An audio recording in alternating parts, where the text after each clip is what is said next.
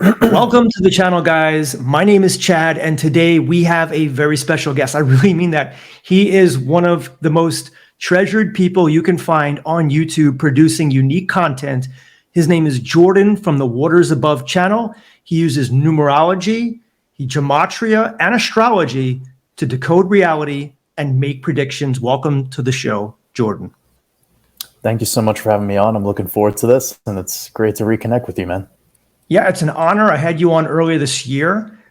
Had great acclaim in the comments section, and I love you guys that decode reality, and probably nobody does it better than you. I've listened to your last few videos, and some of the stuff you say is spot on, brilliant. When you say decode an event, I just for the viewers that don't know anything about gematria or numerology or what you do, what does that exactly mean to decode an event? Yeah, so there's several forms of decoding. Typically, when people get into the numbers, they're talking about numerology. And even in the art form of numerology, it breaks down into many other, forms, whether that be Chaldean or that be the standard numerology where you reduce it below 9. You might have heard this with like a life path, where you take your birthday and you would add up the month, the day, and the year. And then you'd reduce all those numbers down below 9, and that would kind of give you some information about your code. We do the same thing with astrology, whether it's tropical astrology, which most people typically get into when they're reviewing the zodiac, or their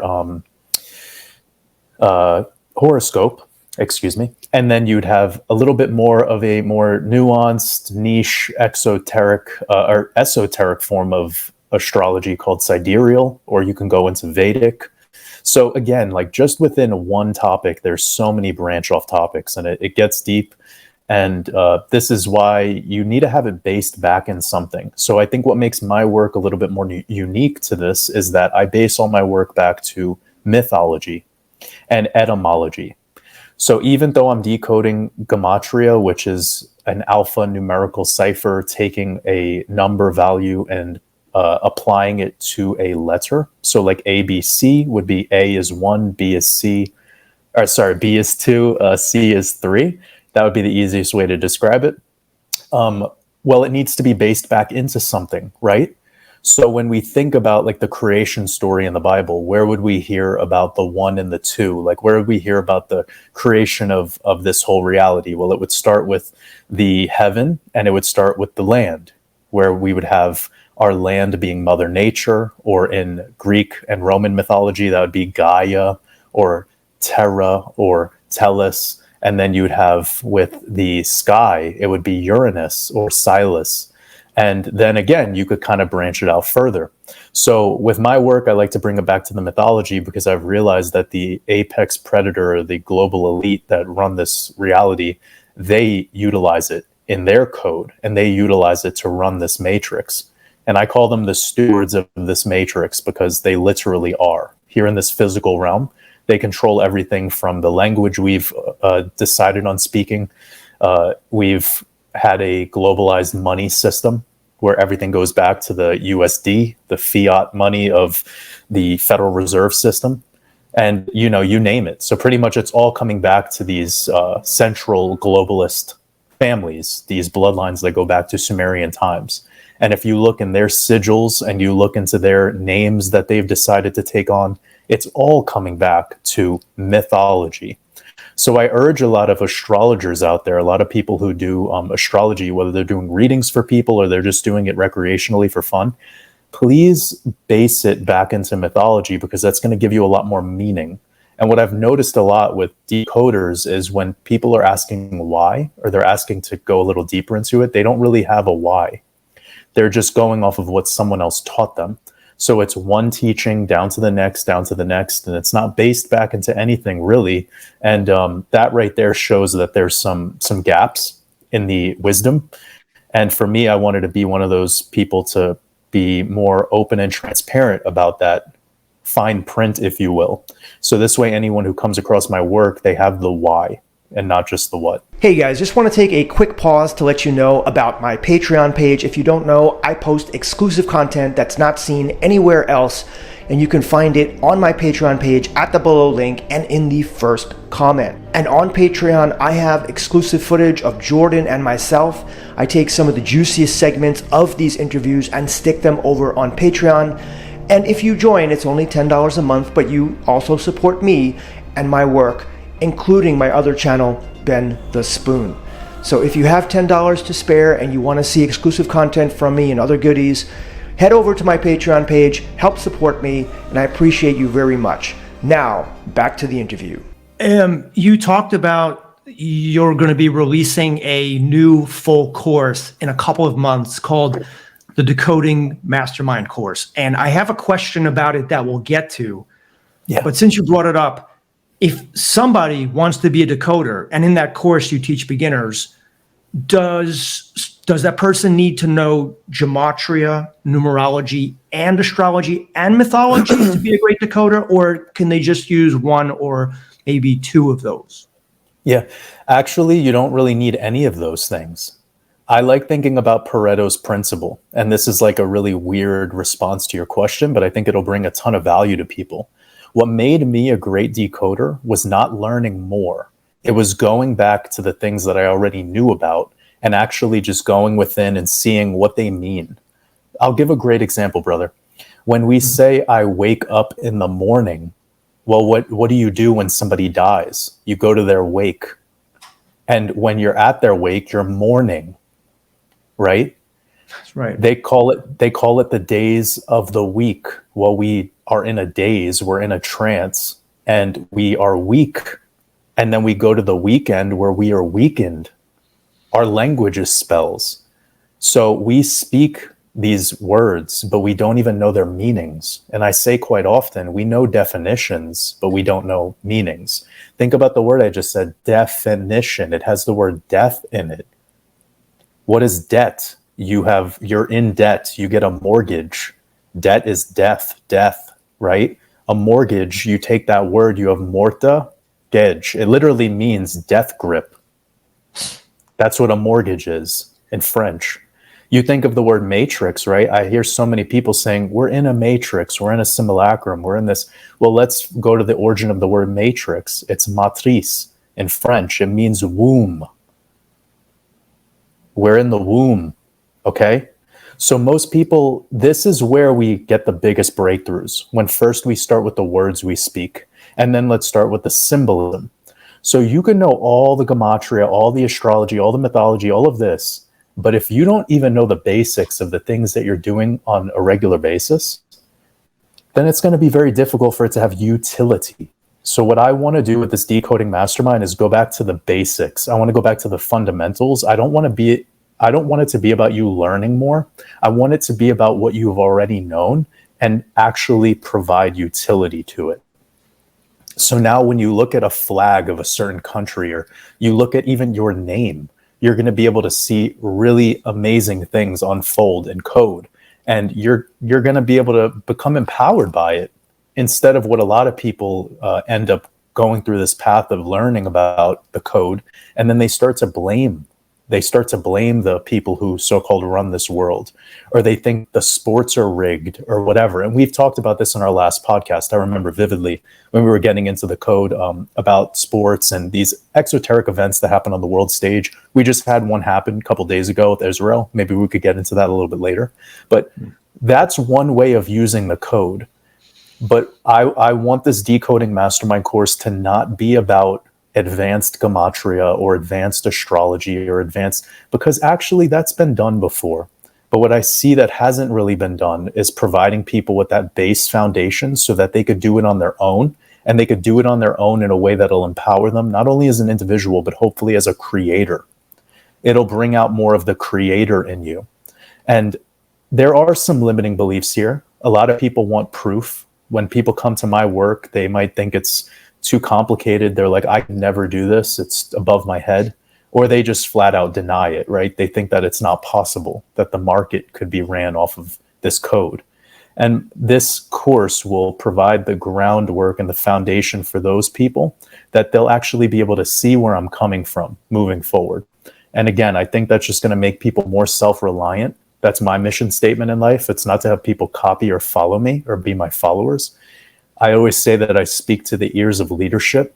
So I want everyone to just become self-reliant. And I think that that's the mission statement of this new course, is to just create more self-reliance in everyone. Yeah, I love etymology, which is the study of word origins. I think it's super interesting. While we're on the subject of your new course that's coming out, can you tell my viewers a little bit about what the format will be like? Will it be mostly video? Will it have any PDFs? Is there any special add-ons? And if someone is not familiar with decoding, let's say I have a listener that thinks this is very interesting and they want to go into the course, how long would it take for them to go from inexperienced novice to, let's say, a skilled decoder?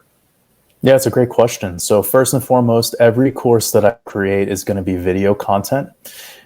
It's going to be self-paced, but it will unlock as you go through it. So it's not going to give you access to the full course in one go. You're actually going to have to go through it, and it will include accountability tasks, and it will be very reasonably priced for the amount of content that'll be included. And anyone who gets any of my courses, it's a one-time payment for lifetime access. So essentially, once you're in, even if I add new content to it later, it will be there showing up at any, it's very, very user-friendly. My courses have a progress bar, so it holds you off where you left off. It's a very solid and user-friendly experience. So if anyone is already looking at my website, watersabove.com, you'll see my second course listed on my website. It's called the Expansion Mastermind course, and that's probably the best example of what this new course will be like, as for the formatting, the amount of content, and also the experience of it all. So with that out of the way, the timing of it, actually, I think most people can go from beginner level to intermediate and even advanced, probably within maybe 2 weeks. It should be something that it could be very, very quick to get through the basics. And I know that sounds wild, but the way that I teach, I try to make it so that I make people stop before they consume too much information, and then they instantaneously apply that practice into real life. Because I look at knowledge and wisdom as separate things. We need to clearly delineate what those are. Knowledge is just data that you hold. Wisdom is data that you apply.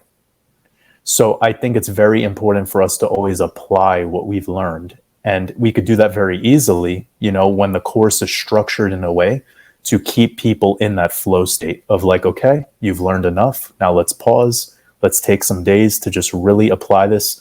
And what's amazing about this course, and I think what's going to set it apart from most, is I'm going to teach you that every single thing that you're decoding in this reality comes back to the as above, so below, which means it has to deal with Mother Nature and the human body. Because every language, every mathematical, principle that we apply, everything that happens in this world is the mind of man. And the mind of man is within a human body. And if you don't know your own body and how it ties to all of what's going on here, it's going to make it very difficult for you to decode. I see this happen all the time, where somebody points something that's going on in whatever, some Illuminati symbolism, and they're like, that's evil. That's evil, and they start like getting upset about it and playing this blame game and this victim mode. And it's none of these symbols that are going on in our reality are evil at all. They're just worshiping creation. So I'll give a very basic example of this. You see an obelisk in the city of London. You see an obelisk at the Vatican. You see an obelisk in Washington, D.C. You see an obelisk in Buenos Aires in Argentina. So yeah, what this obelisk is, it's the phallus of Osiris. But you learn about that story and you see what it really is trying to tell you. It's talking about the original Trinity, which is Father, Mother, Child. Not Father, Son, Holy Ghost. That's been corrupted by New Testament. That's anti-creation. The only creation that happens in the human species is when mother and father, those polarities, come together to procreate. Everything is about creation. Because without human beings being here on this realm, the elite apex predator would not have our prana, our life force energy to feed off of. They need us. They don't want to obliterate us. They just want to mind control us. They want to make us distracted. That's it. They don't want us all dead, because if we all die, they don't have food to eat. I know that this is a tough thing for some people to accept, because every new 5-year interval that passes by, there's some new conspiracy about how they want to kill us with the food, or kill us with the chemtrails, or kill us with the V, or kill us with the 5G. They don't want to kill you. They want to degrade your system so much to the point where you're a well-behaved, obedient zombie. That's all. So this obelisk, to get back to this idea, is the phallus. It is the male side of this story. Then below it, you have the vesica piscis. That is the vagina. That is the birth canal. That is where we get the term Vatican from. It comes from Vatica. Vatica is where we get the word vagina from. This is just male and female anatomy, okay? This is why they call this area in Washington, D.C., this between Maryland and you have this, you know what I'm talking about, in Washington, D.C., where they have the, it's like the unholy trinity part 1 out of 3 is what I call it. That mix between Maryland and Virginia right there, that's just telling you Virgin Mary. Who's the Virgin Mary in this story? We've heard it so many times. So Virginia, Maryland, the Potomac River, this is a birth canal. This has everything about sending energy into that part of the country that runs this side of the show, which is military essentially. So I don't want to get too complicated in this, because I know I've been sharing a lot of these thoughts at rapid speed, but needless to say, I think that what I just shared right there about the obelisk and the vesica piscis, it gives a different perspective on this matter. It is no longer about the Illuminati being evil, and it's actually just about how creation works and how they need you guys procreating so they have an infinite source of prana to feed off of. And with this infinite source of prana to feed off of, they get to stay in position in their posture as the 0.0001% that rules the 99.99%. They don't need to steal your money through taxes because they print the money. Think about this. So what's the most valuable currency to them? Well, besides blood, it is your energy. It is your fear. Your fear feeds this simulacrum. Yeah, I was just looking at the gap between the rich and poor. That's one of my last questions. The inequality in the American in American societies, where the top 10% now own 70% of the wealth, and the lowest 50% owns a paltry 2.5% of it. So that's a huge disparity, and I mean, I see it only growing wider as we go on.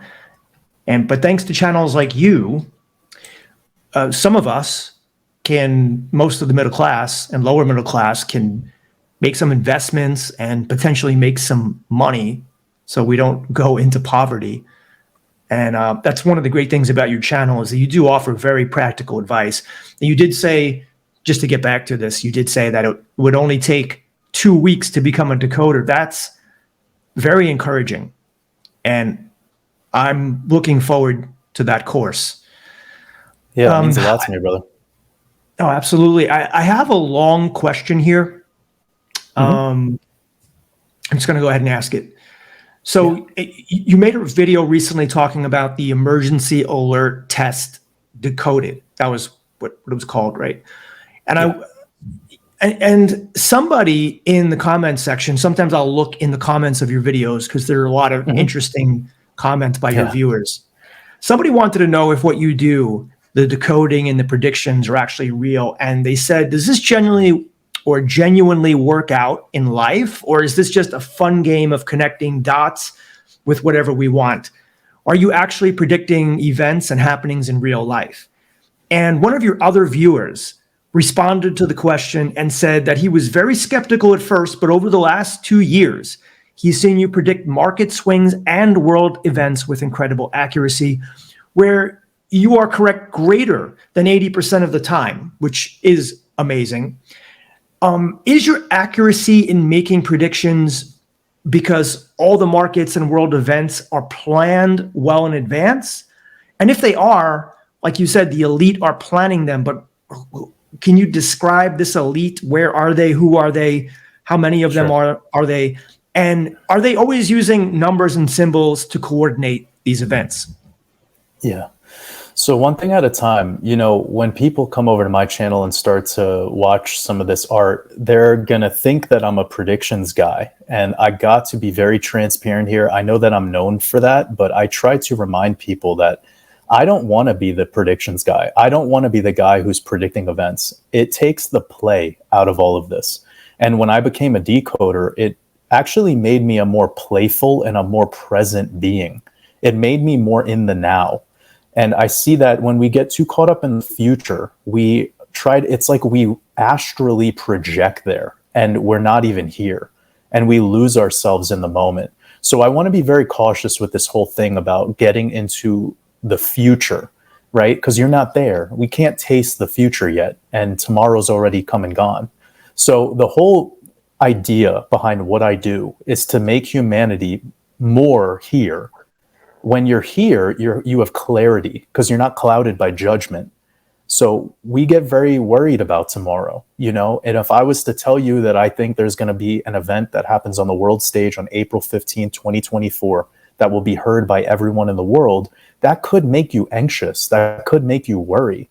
When I was telling everyone that we're going to have water rituals and one of the water rituals to expect will happen in Washington, D.C. or New York City, that made people start contacting me and be like, Waters, what do I do? My family's in New York. Do I go take a hotel room somewhere in the mountains for a couple weeks? And this is why it becomes tough for me, because in my position where I have this responsibility, I want to be a real man in the process and let people know, like, I'm just sharing and channeling in this wisdom, and I'm being vulnerable with you all here. But I don't want to be the guy who's right or wrong. Because when we had the flood that happened in New York, I had people reaching out to me being like, oh my God, you did it again. And then when we had this bombing that happened in Israel, people reached out to me and they said, how did you do this? And I said, like, this does not make me feel good inside to know that people are dying. Like, I don't feel better knowing that I got the thing right. Like, that's not it. Like, where people are dying, people are losing everything. You think I could possibly feel good to be right about that? So I just want to let people know, like, where I stand, like, I'm a man of the people and I'm doing my best to be this transparent and open decoder, but I don't want to play sides here of the right and wrong. That's not what my mission is about. And I hope that provides the groundwork here to let your audience know of where I am. When I decode markets, I've learned that markets are no different than Mother Nature. Just like when we have a winter time and the trees let go of their leaves and there's no more fruit that's bared from them, we expect that, don't we? Don't we expect to have colder days and darker days and less life surrounding us? Well, what's weird about the stock market and crypto and all these things that operate on a market, people don't realize that it works the same exact way. So with my work, I've provided some little nuggets that could be utilizable for everyone, even if they don't want to look at a chart. And the basic one would be the full moon and the new moon. When we have a full moon, we tend to see decent buying opportunities. When we have a new moon, we tend to see the market be a little bit more bullish than usual. And then we have another element added to this, which is eclipses. We're about 4 days away from an eclipse, and maybe we could talk about this later because it's a fascinating part of my overall thesis of how October would go.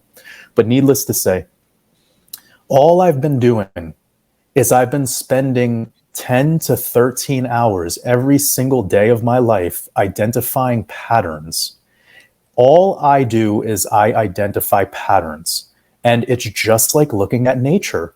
If you were a bird watcher, all you're learning to do as a bird watcher is learn the patterns, the time of the day that the eagle is most likely to perch on this tree. And you do it enough times and you start to become more sensitive to it. And then now you've increased your likelihood of being able to find this bird at this place at this time, correct?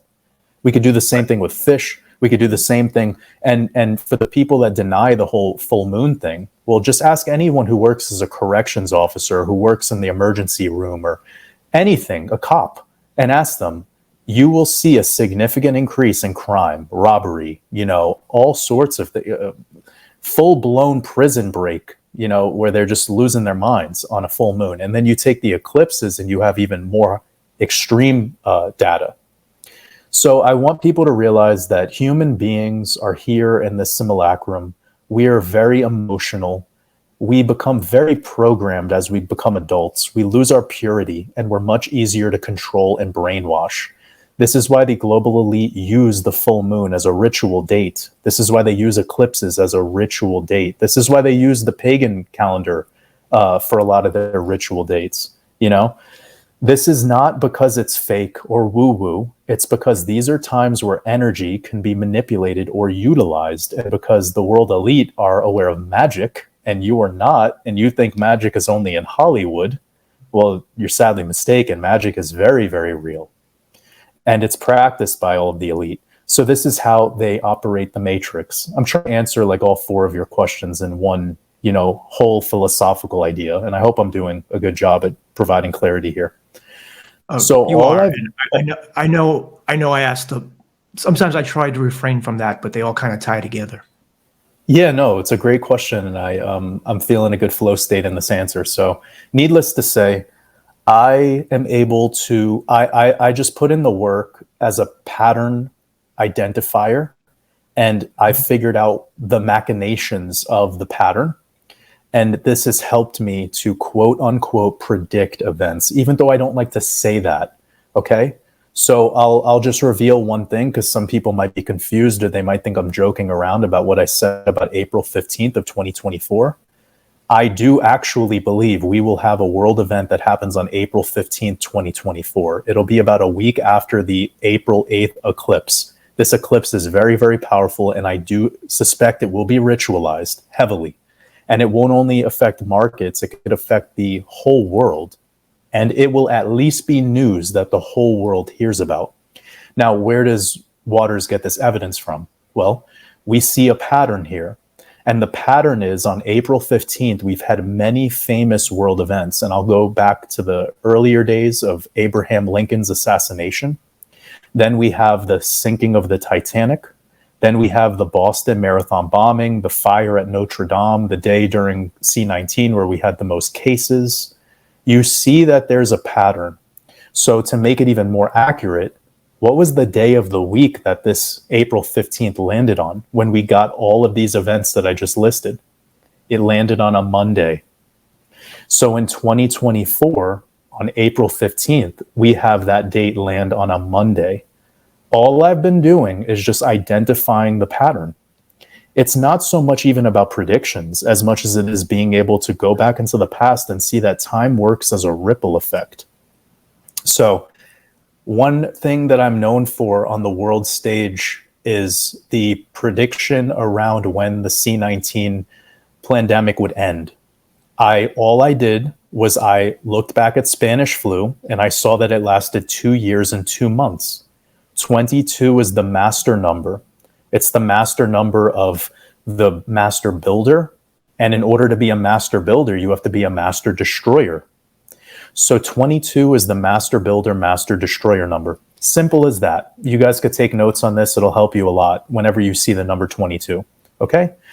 Now, if you see the number 222, that's even more powerful. So to get back to it, we had Spanish flu lasted 2 years and 2 months. Well, if we look at the time frame between 9/11, 2001, and C-19 being declared a pandemic by the WHO, it was 2 years, 222 is in the code. So fascinating stuff, right? When we're seeing this code play itself throughout our matrix. So I said, well, if I take from March 2020 to 2 years and 2 months later, that brings us to May of 2022. It's a no-brainer. And what do we see on the world stage? In March, we started to see the UK and Boris Johnson completely change their stance on C-19. Now there's no more need for the V requirement, no more lockdowns, no mask mandates. Then we made it to April. We saw the same thing happening in more nations. Now Europe, you're allowed to travel back into. And by May, we were pretty much back into the same world we had prior to this event. Of course, we saw some people on the individual level wearing the masks, etc., but we didn't see it happening on flights anymore. We didn't see it happening on public transportation. It was just like everything that they brainwashed us with was gone out of nowhere. It's like the hypnosis was over magically 2 months, 2 years after. So when we talk about predictions, and the reason why I don't take credit for this and I don't want to be the predictions guys, because all I'm doing is recognizing patterns, like a fisherman would recognize patterns of the best time to go out into the ocean to catch the fish. Okay.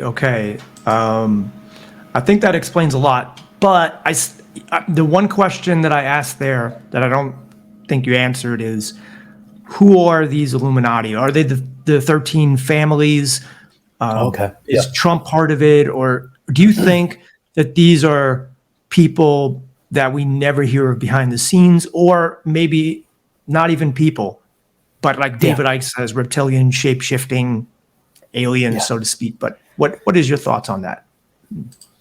So I look at everyone who is famous, everyone who's considered celebrity, which Trump, Biden, RFK Jr., Fauci, Bill Gates, all of them, they all fit this bill.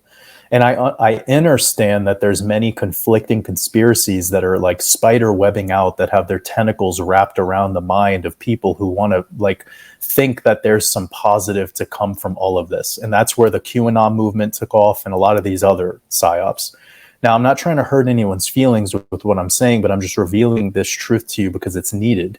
That when you feel better knowing something like this that is based in the future and tied to some particular famous person, I call that hopium, but that's not a good drug to be injecting into your veins, okay? Because it distracts you from taking action and living your purpose. You get caught up in the conspiracy of it all, thinking that someday life will get better because someone in government makes it better. That's where this white hat theory came from. Guys, anyone who works in government works for an institution where in their name tells you exactly what they stand for. Government is governare, mente, or mentis. Mente or mentis means mind, and governare means control. Government means mind control. I don't care who you think works there that's good. Their whole purpose of being in this organization is parasitic. It's to feed off of you being distracted and you continuously not living through your purpose because you're waiting around thinking the world gets better based on a voting system called democracy of the better guy. And most of the time, these clowns have gotten so bad and so obviously they're like Hollywood actors, you could tell. They're so noticeable how poor they are at holding that particular position. And it's not just the presidency, it's all over, prime ministers, everything. Remember during C-19 how tragic it was to look at who was the leadership at the time. It was like the Stooges. They're flexing on you guys. They're showing you that it's a mockery, okay? So who's running the show and who's the good guys and who's the bad guys? I think we all waste quite a lot of energy on trying to figure out who it is. But needless to say, all that really matters is what's going on in your reality. Are you and your family and your people taken care of? Are they feeling safe? Are they feeling prosperous? Are they feeling harmony? Are they feeling bliss? Because if they're not, then you shouldn't be fucking worried about what's going on in politics or sports or Hollywood or what's going on Netflix this week. I think that's way more important of an answer than the being able to identify who's the good or the bad guy. I think with David Icke's work, he just calls them the cult. That's what he says. And then he says it's a totalitarian tiptoe. I love that term. I use that quite often, and I give him credit for that.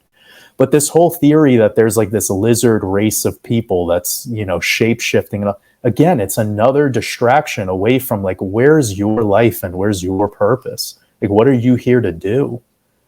It doesn't really matter if there's a shape-shifting race of fucking lizards that are in the White House. Like, it doesn't. It's never mattered, actually. The reason for that disparity gap, that equality, what you explained before, is because you're distracted. If you're at that lower level, that's all it is. If you rewire your attention and your focus to serve your purpose, then you will change your life. But if you keep it focused outside on all of this other stuff, then you're being used by the system. You're being used by the matrix. So that's like really what my work tends to come back to is like, yes, we have all this information. We have all this theory. We have all this stuff that we could conspire about. And it's fun. It's actually funny sometimes, right, to think about. But does it change your life? And does it have a real, true purpose? Will it change your life knowing what shape the earth is? Will it? And if your life is going amazing and you're feeling bliss and you're feeling like a sense of stability and security and you're able to take care of your family and do all the other things, then sure, conspire about the shape of the earth. Have fun. But most people, it's not that case. Most people that are losing all their energy wondering about if the moon landing was staged, their life's not really going in the trajectory that they aspire. You know what I mean? I know exactly what you mean. And that's one of the reasons I don't pay much attention to politics, because you can get, and I see people watching CNN all the time and talking about politics, but yet, their body's a mess, their finances are a mess, their relationships are not working out. So really, I think it's like, take care of this before you're concerned about world politics. I mean, I understand if there's a war happening in your town right now, something is happening directly to impact you, but right. Most people, that's not happening to. So I agree with you, take care of here first. And if your life is going great and maybe you have a ton of money coming in, your health is great, you go to the gym, then by all means. Right. But most people have it backwards. So, and I'll specifically answer your question because I know I didn't give the most sexy answer, but I do believe I gave the answer with more utility, something that people could walk away from with actual value and just meditate on it. But to answer your question, anyone that you see on a camera, anyone that you see, like Bill Gates has a YouTube channel, guys. You think he's a real elite? You think real elites are stepping in front of cameras and getting recorded and reading a script? No. No, real elites are in the shadows because power exists in the darkness. Power is in the shadows. So when you see people like Fauci and LeBron James and all these other people that are on the world, it's Miley Cyrus, okay, Beyonce, they have handlers. And if you want to think that it's funny, I remind people of this a lot, and I believe it's very empowering. The people who are in those positions, like Ariana Grande and, all of the famous people that you know of, wherever they are, for whatever reason, whether they're in Hollywood, whether they're some rock star, they have handlers and they are more enslaved than all of us combined. They have to wake up every day and fulfill a script, a literal written script. And if they don't follow it, they get deactivated. Or there will be press that comes out calling them crazy, or you'll hear that they committed suicide with a drug overdose. They're not allowed freedom at all. They're not allowed freedom of speech. Once they slip up, that's game over. And a lot more of them have come out and admitted this lately. Like it's blowing my mind how much even in like rap music you hear about the Illuminati. They're talking about it all the time. It's becoming exoteric. Everyone knows about this so-called secret. It's not secret anymore. So it's fun to learn about who's making up these organizations and who's a part of them. But I just want to let you know that if they're on a camera and they're famous and they're celebrities, they're not true elites. They're told jump and they say how high. And then they get a paycheck and that's all they get. And once they stop jumping at the height that they're told to, then the money gets pulled from under their feet and you watch their fall, their downfall. And we've seen it happen so many times, especially when you start to see them reveal some serious truth. Like we saw this happen with Mel Gibson when he started revealing this pedophilia ring that's going on in Hollywood. So it happened with Shia LaBeouf. I mean, you name it, right? Every time you see they start making press that's negative to destroy that person's reputation, or this whole Me Too movement and all this other stuff, it's to distract you from the bigger problem. What happened with Epstein and Ghislaine. When they get you focusing all your attention onto just one dude, you disregard that the entire fucking system is built upon trafficking children. They have you looking at one dude. When they have you blaming just Tom Hanks, then they're winning. Because it gets you to disregard this bigger picture, right? Remember what I told you guys earlier. They don't need to steal your money in taxes. The most valuable currency to them is blood, organs, bodies. That's really what they need. You know, I know that's dark, but it's a truth in and of itself. And there's even been Hollywood movies that have shown us this. So on October 4th, there was a test alert that was sent out to everyone's cell phones in the United States, and you made a video on it. I think it was one of your last videos. Was there something more sinister behind it? And I saw some of your viewers saying that they tried to create this kind of Faraday cage around their phones and place it in microwave ovens. What was that all about? Did you watch the video? Did you watch the video and the decode?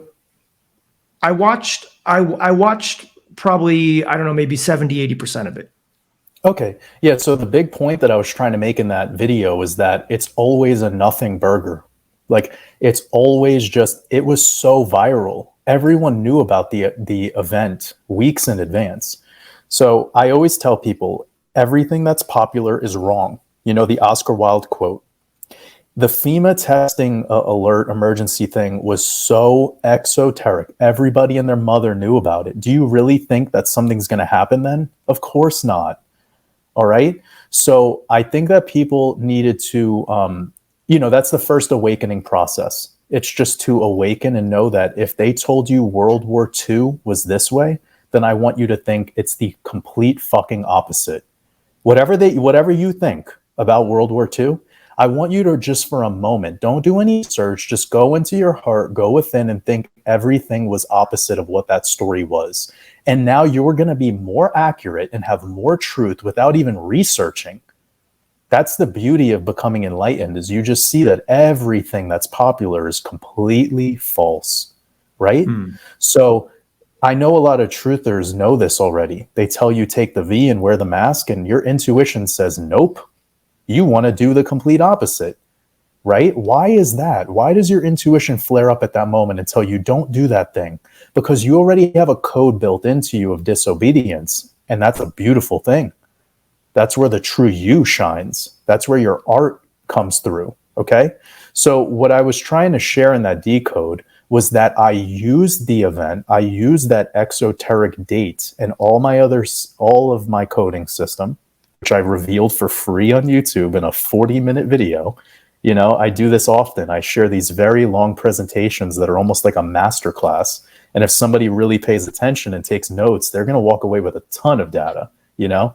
So I revealed that I was able to take that date and figure out what the real date probably is. And that led me to February 28th of 2024. So that's the idea here. And I hope this makes sense to people. And if it doesn't, please go watch that video that I put out on my channel, because it'll fill in everything you need to know. How I use what's exoteric and what's popular as like breadcrumbs to find the truth. You mentioned earlier about Israel, and I was wondering, are you going to make a decode video on the recent war in Israel? And what are your thoughts on it? Have you researched it? Yeah, well, I actually did. I just released a video over on my Patreon, which it was a full-blown decode about this event that happened, as well as a Satoshi Nakamoto decode, which is powerful as well for those that are interested in investing, specifically in cryptocurrency. So I already did release that for any of my Patreon supporters. It's $9.99 a month. It has so much value because it's over 100 podcasts, and I do a new one every week. So I did take the time to decode it, but the reason I'm hesitant to be instantaneously decoding these events is because that's what everyone does. You know, it's like it's part of the algorithm. You know, when anything happens on the world stage, everybody's going out at the same time to talk about the thing. And I always give it a moment to just blow off, because I know that the true people who appreciate my art are not in it for the drama. They're in it for a whole different perspective. So I try to not get sucked into the cyclone of the drama, but because I was revealing that the next big ritual on the world stage would be an air ritual, and I shared that on x.com, previously called Twitter, I shared that there'd be an air ritual, and that CNN headline and MSM, every headline about this Israel thing was talking about the airstrikes, was talking about the bombings, right? So one of the nuances to that was that it was in alignment with I don't want to call it a prediction, but it was in alignment with something that I was forecasting, and it happened. And it happened exactly at the time frame that I was anticipating, which was between the end of Rosh Hashanah and this upcoming solar eclipse on October 14th. And if you look at the date this happened, it was perfectly sandwiched, like right in the middle of those two dates. So it's perfect, needless to say. So I spent a little bit of time decoding it. But for you guys that are listening and tuning into this today, if you'd like, brother, I could share my screen just very quickly, and I could show something that I think is very revealing. Let me just go ahead. Let me go ahead, and this could be helpful. Okay. You could use the present button. There it is. Yeah, let me know if you could see this. Right there. Okay, I'm going to zoom in. Well, I just want you to look at these three things that I typed in below. And for everyone who is unaware of this truth, the Yom Kippur War was the last time that Israel was at war. And it was literally the 50th anniversary, what just happened last weekend, since the Yom Kippur War. Now, that number 50 is very important, okay? Because in Judaism, they practice something called Jubilee. And Jubilee is a 50-year cycle. This is another system of keeping timekeeping. We have what's called the Shemitah, which is a 7-year cycle. And I might have talked about this on the last time that we came together. Mm-hmm. The Shemitah is a 7-year cycle practiced in Judaism, in the Hebrew calendar. We have one every 7 years. But when we have 7 cycles of 7 Shemitah, that is called like a super Shemitah. And then on the following year, we practice biblical Jubilee. Biblical Jubilee is a positive time, believe it or not. So that's so amazing. If you were to look, actually, let me just turn over the screen, and I could go to the stock market really quickly, and I could show you how this works on the charts too, which is very mind-blowing. Just give me 1 second, and I will adjust this. Yeah. Again, sure. I don't want to confuse people too much, but I think having the visuals is super helpful. What did you say was the positive time? During Jubilee. During Jubilee is when we see the market especially do very well. So I'm going to show you right here. Let me know if you could see the screen. Okay, there it is. Beautiful. So we're looking at the Dow Jones chart, Dow Jones Industrial Average. You can see this red box over here. It's from starting on Rosh Hashanah, which started the Shemitah year.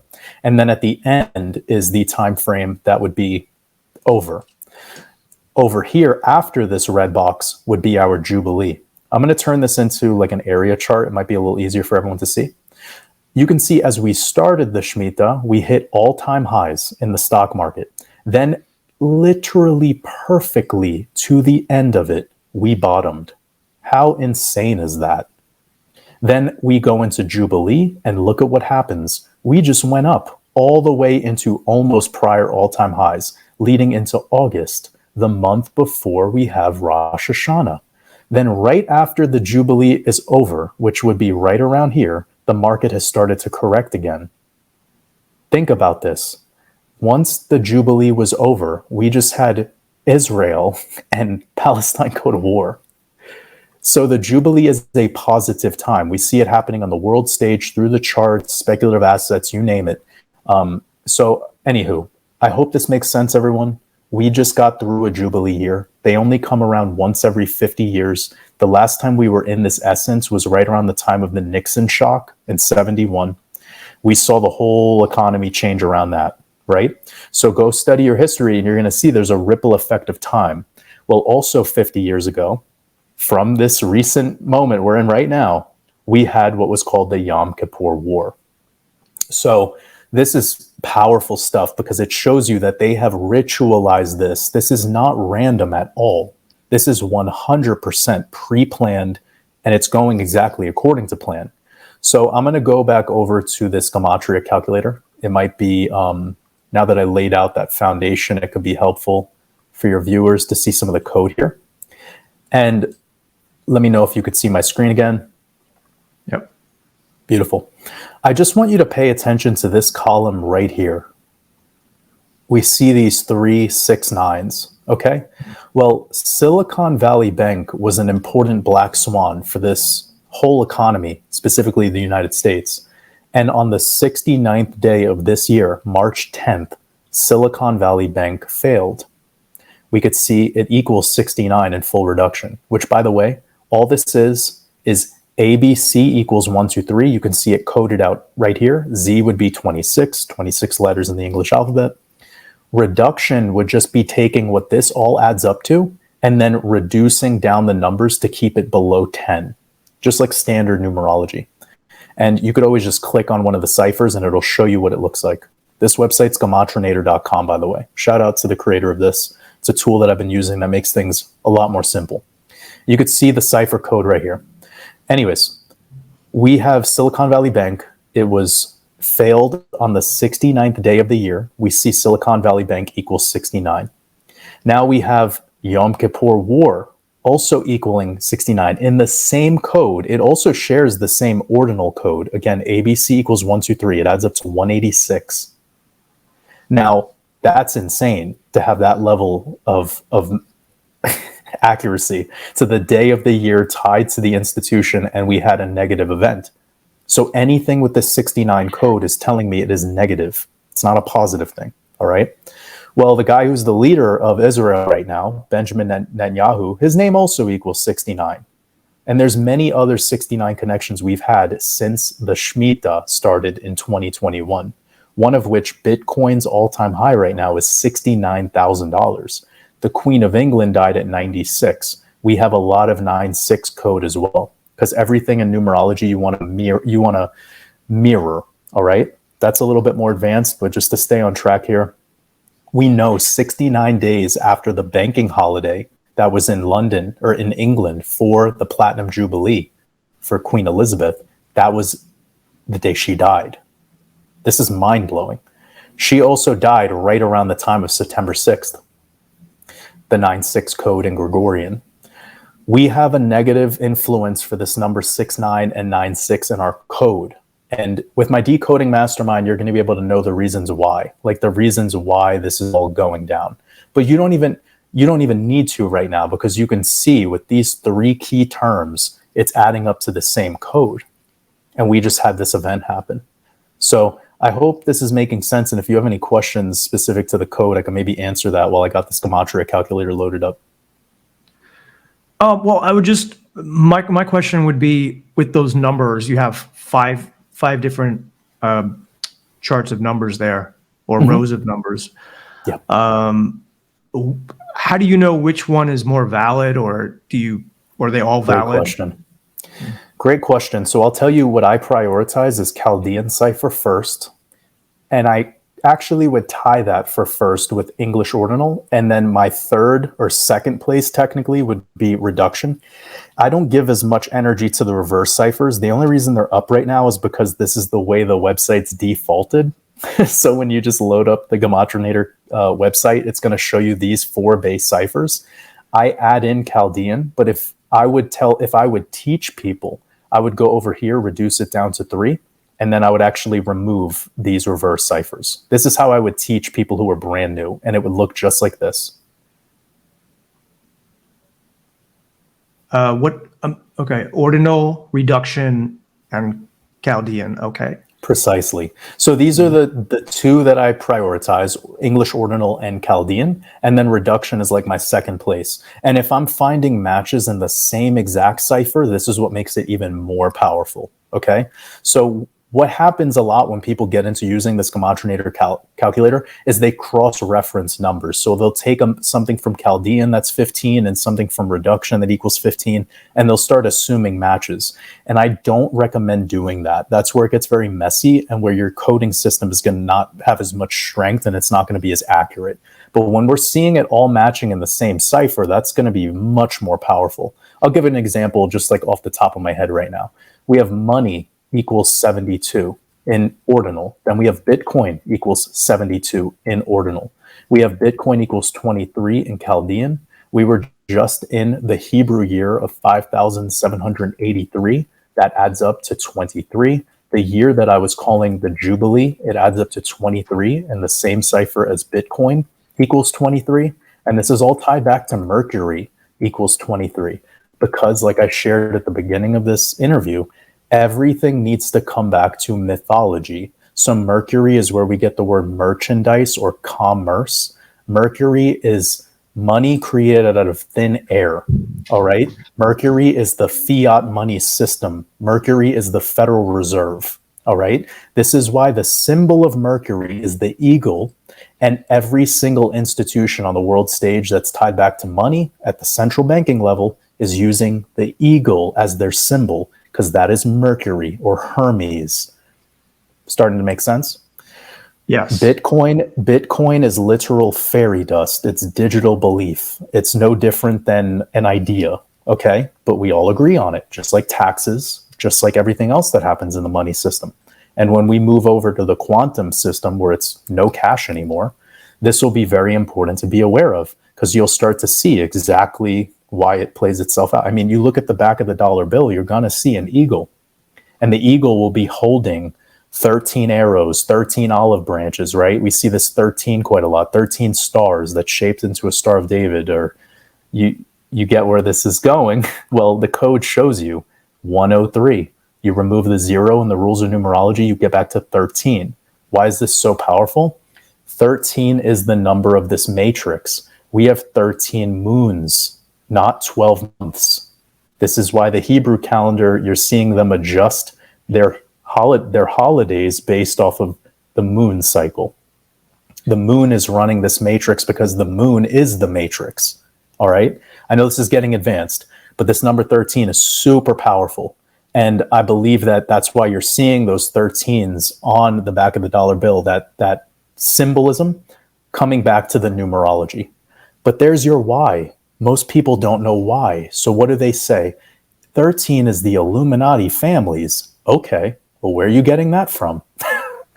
You see, like, it needs to be based back into something. So this is where it starts to have more merit, right? We know that every market runs off of moon cycles, whether that's your bull runs, bear markets, doesn't matter.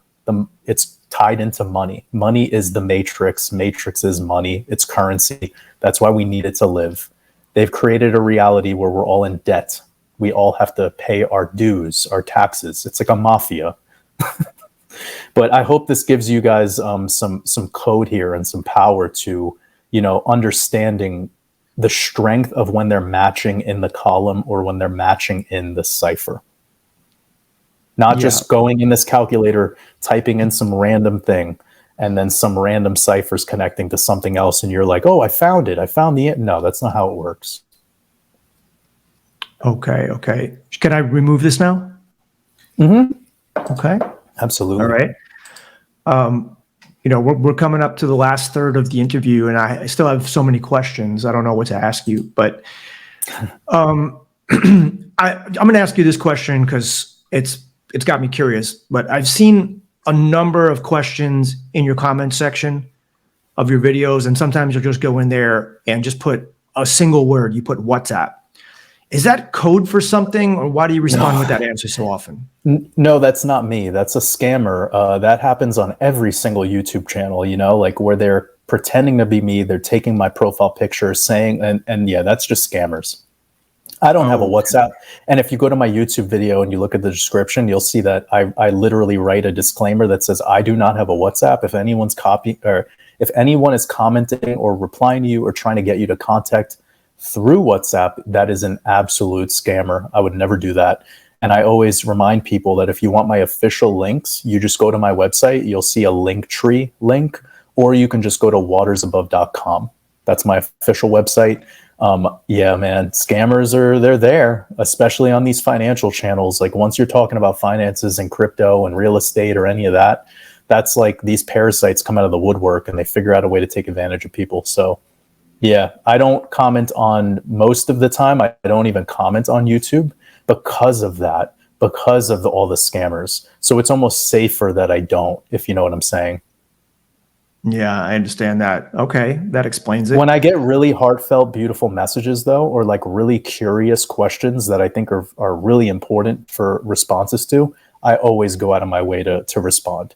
So yeah, I'm not disregarding the comments necessarily. It's just because I'm a financial YouTuber and I'm in that niche.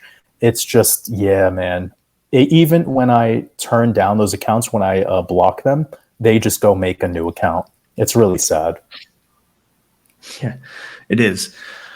I wanted to ask you something. Can your decoding techniques be used for day traders? I know they're good for investors and swing traders, but can you scalp effectively using decoding, or is it too small a time frame? I actually don't recommend people get into trading at all that actively because, first of all, a lot of people aren't aware that there's capital gains taxes here, and there's short-term capital gains taxes, which in the United States of America is like 40% of the profit that you make. So what's the point? You know, unless you really need the money, it's something that you could acquire the skill and you could eventually do. And I'll be very transparent here. I was a professional trader before I made my YouTube channel. And I was actively a professional trainer as I was making my crypto mastermind course. So if people went on my website, watersabove.com, the first course you're going to see is the crypto mastermind that I'm talking about. So I was making that when I was at the height of my time investigating charts, patterns, and kind of becoming more aware to how this system works. So it's fresh. It's really, it was an interesting time in my life because being a professional trader, you learn a lot about yourself. This is why I don't recommend it, because not everyone has the personality to be an active trader.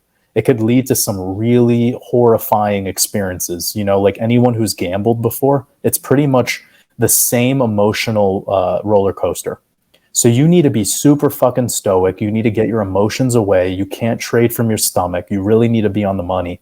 You have to have risk management in place. You need to pay. I actually have a course called the Advanced Trading Course. It was designed as a part 2 follow-up to my crypto course. And that's been amazing to hear the feedback on it, because I've had so many people that were like, dude, I lost so much fucking money. And then I did this course and I listened to your advice of taking like a month with the course to do paper trading.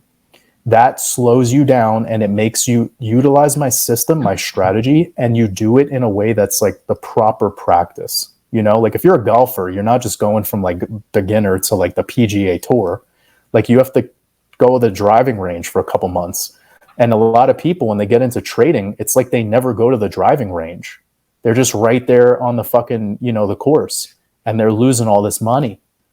So I think it's important. You want to practice, and the paper trading thing is easier than ever because there's apps that are built into these chart platforms that allow you to paper trade. So I teach a system that's very methodical, and it's built around security and safety, and that you don't get into this hot hand syndrome that happens a lot of the time with gamblers, and you know how to cut your losses, and you know how to walk away. But still, for like 95% of humanity, it's not a good thing to get into day trading or these short-term trades. So when I effectively moved on from being a day trader, what I started doing was swing trades. And because I go with the moon cycles, I was able to come up with a shorter, like not a super long system, but at least something where I can make 2 trades a month based on the new moon and full moon. And that's been life-changing. I've had so many people, even other YouTubers, give me a shout out for revealing this system. But it's not as easy as knowing the full moon and the new moon. You got to know some indicators. You need to know when charts are oversold. You need to have some specific moving averages in place. There's a lot that I teach, these little nuances. But again, it's so much better if you not look at the day trading as the shiny object, when you could be doing 2 solid, profitable trades every single month with a higher level of certainty. And then this sets you up for having less stress, because the day traders just live a super stressful day. They're always, and maybe, when you get into health and wellness, stress affects digestion, stress affects sleep. So a lot of traders suffer from just horrible sleep, horrible digestion, moodiness, headaches, and that's the side of it they don't want to talk about. So I rather talk about all that stuff. And if you're going to get into it the right way. Yeah. I've tried day trading before, by the way. I happen to have a personality where I'm very disciplined about it. And for me, it's only about making money. I don't have that gambler problem. So I'm very systematic. But that course that you were talking about, is it good for the stock market, not just cryptocurrency? And is it good for day trading? Yes. So Okay. I do have a section inside of the course that breaks down how to work with smaller time frames below the 4-hour chart, and you could still use the same principles and practices on a 13-minute chart if you wanted. And I share 2 strategies that are much more advanced, where it has a moving average cross mixed in with 2 separate time frames that are below the 1-hour chart, which could be very effective for scalpers. So those type of trades that want to be the short and quick, get in and get out, I do share a method. Of course, it's needed in a type of course to be comprehensive. We're talking about my advanced trading course. And outside of that, you asked another question. I'm not sure if I specifically answered it. Outside of that, well, I just asked if you can use your techniques to scalp, and they can be used for day traders. Absolutely. Yep. Oh, in the stock market, excuse me. So that was stock what I market, didn't yes, answer. yes. Okay, yeah. So it used for anything because TA is TA. Technical analysis is technical analysis. This is a huge misconception. People come over to my course and they're like, oh, it was filmed a year ago, so it's not up to date. Okay. All we're doing is using the methods that these guys back in the day who died over 100 years ago created. There's a Japanese trader who basically invented candlesticks, and it was utilized as trading the commodity rice at the time. He had one of the highest accuracy rates, and still to this day, regarding profitable trades. And you could use that system of candlestick trading to be very, very profitable. So to give people where I'm basing all my knowledge and wisdom off of, I'm using the Wyckoff method. And Richard Wyckoff, I think he died over 100 years ago. So you don't need to worry if my course was made 2 years ago, because we're using information that's worked time and time again, decade after decade. All that's changed is the on and off ramp into speculative assets. That's it. 15 years ago, you couldn't invest via your mobile phone. Now you can. But it was still people speculating with human emotions, and that hasn't adjusted at all in the past 100 years. We're very emotional beings. We get like the same things that we were fucking up with last year, we were doing 100 years ago in the stock market. It was the same thing. Go study the 1920s and how much we speculated and why it led to that crash in 29. It's no different than today. We just have more on and off ramps, which means there's more money in the system, which means there's more volume and more volatility. But ultimately, when it comes to the patterns and it comes to the cyclical nature of markets, it has not changed a bit. TA is TA, whether it's the stock market or crypto. Okay. You recently said that the cryptocurrency XRP is undervalued. And right now, I think the last time I looked, it's trading around 76, 77 cents, I believe. You have a price target of $8 to $20. And you talk about it's going, like, not to worry about the small term fluctuations because it's definitely going up. If someone has extra money to invest, is that one of the best places they could park their money right now? And if they do buy it and say 6 months, 12 months from now, it goes up, what price target would you suggest they exit? Oh, yeah. Well, that gets into the realm of financial advice. I'm not a financial advisor. It's not financial advice, but I'll let you know what I'm doing. I think right now, anything below 50 cent XRP is a gift. And as we're filming this today, it's under 50 cents. It's around 48. Okay. And I revealed over on x.com, on my account, I've revealed that I believe that the low 40 cents will come first, and then by the end of the year, we could be back up at 70 cents. Now, there's nothing wrong with under $1 XRP because the all-time high is currently $3. It's about $3.30, coincidentally. But anyways, when it comes to this particular asset, it has been trapped in this horizontal trading range now going on 5+ years, which means that it's building a ton of, it's kind of like a bottle rocket at this point. Once it pops, it's going to pop really hard and fast, and it's going to break into price discovery. So anything below this $1 level is good. Effectively, anything below 50 cents is a gift. And that's how I would look at the purchasing or the investment or accumulation of XRP. I've been very vocal about where XRP sits in my portfolio. It's in my top 3 holdings. I keep it at about 15 to 20% of my overall portfolio, which means that it's not my number one play. So to answer your question, if it's the best place to put your money, that depends on a couple things. One, where are you at with your cash flow? Where are you at with your willingness to invest? Where are you at with your knowledge of XRP? Because if you're just following YouTubers because they said it's a good investment, then that's shame on you, right? So I want people to always go ahead and do their own research, regardless of what they're hearing from me or people like you. I'm not telling you to go out and bet the farm on this thing. Now, the reason I'd be very, very cautious about saying that it's the best place to put your money is because it hasn't been proven to be the best place to put your money. In the cryptocurrency game, it's Bitcoin, and that is undeniable. Every 4 years, we've broken into new all-time highs, whilst XRP did not break into new all-time highs in the last cycle. And actually, a lot of coins that were back in the 2015, 2016 days, they didn't break into new all-time highs either. With all that money that the Federal Reserve printed in 2020 into 2021, we did not see price discovery for some of these speculative assets that tend to do really well when Bitcoin does well. So I would feel more confident betting on the winning horse, and that's Bitcoin. So that's why I keep it at 50 to 60% of my portfolio, even if it doesn't have the crazy ROI that something like XRP could potentially have. It's not smart to over speculate on something just because of ROI opportunity. You bet on results, right? When you're betting on something, you bet on winners, not something that could be a winner. So that's my investment thesis in a nutshell. And I would tell people that even if Waters says that a $15 to $20 XRP is possible, you need to have an exit strategy. So that's what's nice about my crypto mastermind course is I sell my exit strategy blueprint separately for under $60. It's insanely valuable considering in one single trade, you could probably 10x the amount that you invested in that course. But needless to say, my crypto mastermind course includes that exit strategy blueprint for free inside of it.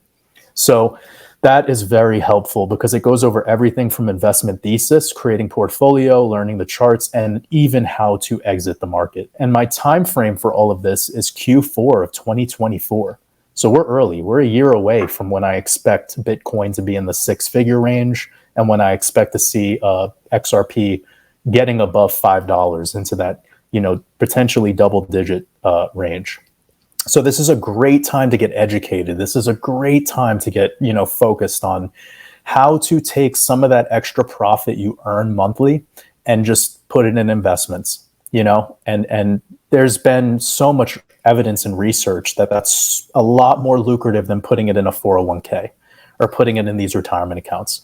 And we know what they did in '08 with people's retirement accounts. So we're sort of on the cusp of an environment like '08 right now, where we could see that the average house, I just got this data this morning from somebody who was looking at the market in Arizona, where the average house used to be 4 years ago, $200,000. Now it's $450,000, and it's the same fucking house. So we're not in a healthy environment right now. Like, this is a bubble. It's la la land. And you don't want to be overly exposed to normal things like a 401k, because normal things are for normal people who get normal results. If you were to put that same money in the 401k for 40 years, instead you put it in the Dow Jones or the NASDAQ, oh my God, the amount of money you'd be sitting on. And that's just the long game. So I want people to think conservatively, but with crypto, you could put a little in and it's the insurance policy against the market, changing or adopting to a more futuristic sense, which we could all agree we're heading there. Apple's going to be releasing VR goggles soon. Well, I have no no retirement account. I have no 401k. And I heard that Social Security is going to be cut by 20% in the year 2033. So you're really trying to... What's that? I said it doesn't shock me. Yeah. So we need to learn how to invest to make some money, because in the stock market, historically speaking, like a 10% return was considered good. But with crypto, you're right. I mean, the XRP goes up, could go up 20, 50 times the value. It's insane.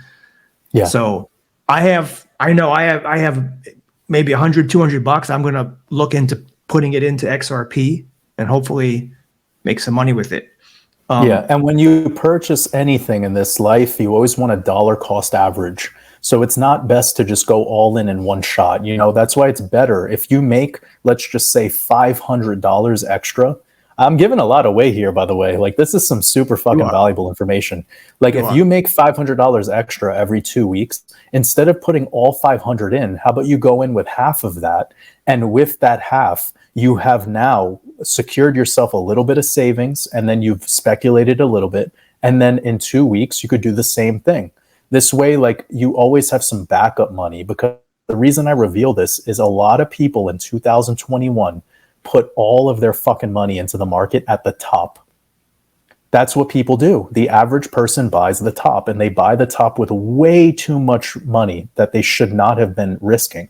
So this is a safer measure, you know, like, it's a much safer way to go about it. Instead of putting all 200 in right now, brother, like, maybe just kind of break it up a little bit, because we can see XRP drop to 47 or 44 or 45, and then you're just building a stronger position. So people get too emotional about, by the way, I'm not talking about you directly. I'm just helping the community of people that are listening into this. I think these are more, these are the nuances that'll make you a much stronger investor. Jordan, I so appreciate you coming back on the show. You're welcome anytime. And why don't you let my viewers know where they can find you? Yeah, so you could just go on my YouTube channel, Waters Above, and then all of my information will be in the description of my last video. And I appreciate you guys tuning into this and checking out my work. It really means the world to me. And I appreciate you, Chad, for inviting me back on. And I'm definitely willing to reconnect if you have more questions. Maybe we could get back together in November or something. That would be great. I didn't get to all my questions. I'm sure the viewers are going to have their own questions. If you do, drop them in the comments section. And we thank everybody for joining us all the way to the end of the video as usual. Thank you again, Jordan, and we'll see you all in November. Bye. Appreciate you, brother. Got what I need, sipping on the potion, all that good emotion, just my kind of heat, keep it on repeat, tested by the motion.